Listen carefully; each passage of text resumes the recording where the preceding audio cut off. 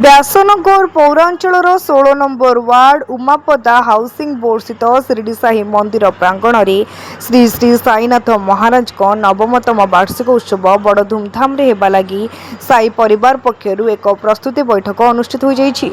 एथिरे पूजकों द्वारा प्रथमे कलश यात्रा पर सूर्य पूजा गोपूजा और शांति यज्ञ एवं पालिंगी यात्रा विषय रे आलोचना करा जाइथिला।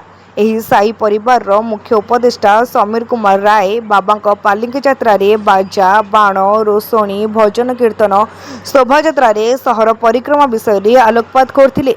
एही साही परिवार अनुष्ठान सभापति प्रमोद कुमार मल्लिक तत्वावधान रे हजार हजार भक्त शोभा यात्रा रे सामिल हेबा सहित भक्त मानक पई प्रसाद सेवनर व्यवस्था किपरि सुरुखुर रे प्रदान करा जाय समापन करा जिवो से विषय रे आलोकपात करथिले।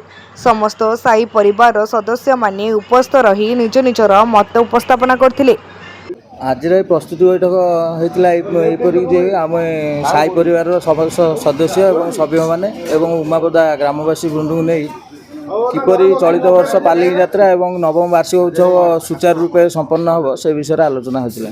मंदिर प्रांगण उमापदा ग्राम दे तहसिल ऑफिस दे उपवन छक दे परिक्रमा करी फिर मंदिर प्रांगण को फेरवे।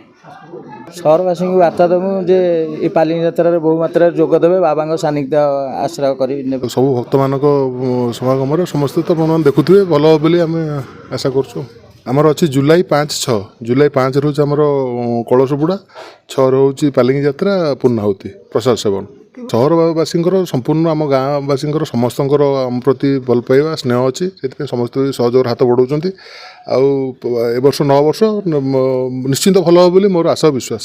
तापर आमर सांस्कृतिक कार्यक्रम विथ खाद्यपेयर व्यवस्था। जाजपुर व्यासनगर ज्योति प्रकाश भूया रिपोर्ट तीर्थक्षेत्र लाइव।